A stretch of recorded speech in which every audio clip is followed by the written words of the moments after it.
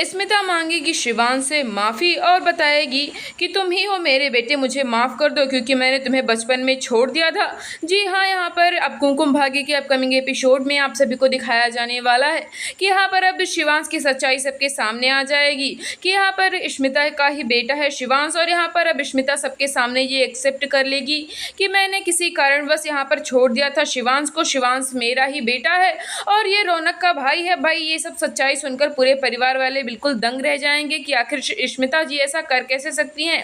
लेकिन भाई अब स्मिता जब यहाँ पर शिवांश से माफ़ी मांगेगी तो कहीं ना कहीं शिवांश का भी दिल पिघल जाएगा अपनी माँ के लिए और उनसे बोलेगा कि आपने ऐसा क्यों किया माँ, मुझे आपकी कितनी याद आती है और मुझे आपको कितनी ज़रूरत थी, लेकिन आपने उस समय मुझे छोड़ दिया और यही कारण है कि आज तक मैं आपको कभी माफ़ नहीं कर पाया और ना ही मुझे कभी आपने ऐसे माँ की तरह प्यार किया। यहाँ पर अब देखना बेहद ही धमाकेदार होगा क्योंकि जब प्रार्थना यहाँ पर समझाएगी शिवांश को तब अपनी माँ को माफ़ कर देने वाला है शिवांश। आखिरकार शिवांश यहाँ पर स्मिता को मानने लगा है अपनी माँ, और यहाँ पर ये सब बातें भाई बिल्कुल पसंद नहीं आ रही हैं रौनक को। जी हाँ, बात करें टीवी सीरियल कुमकुम भाग्य के अपकमिंग एपिसोड की तो यहाँ पर आप सभी को दिखाया जाने वाला है कि जहाँ एक तरफ यहाँ पर शिवांश के दिल में कहीं ना कहीं अपनी माँ के लिए प्यार फिर से बढ़ने लगा है, तो वहीं दूसरी ओर रौनक को ये सब बातें बिल्कुल पसंद नहीं आ रही हैं। अब भाई यहाँ पर प्रार्थना भी यही कोशिश कर रही है कि आखिरकार यहाँ पर स्मिता माँ और यहाँ पर शिवांश के बीच सब कुछ ठीक हो जाए और यहाँ पर फिर से एक बार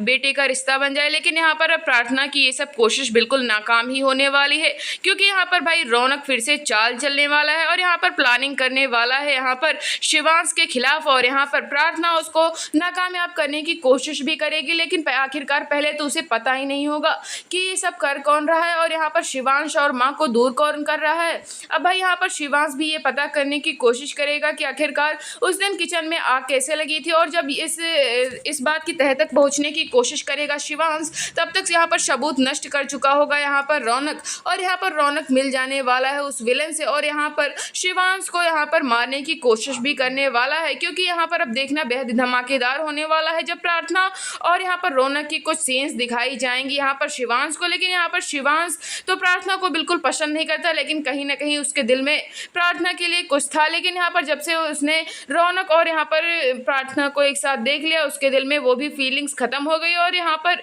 वो खुद को ही कोसने लगा कि आखिरकार कितना बुरा हूँ मैं, पहले तो मेरी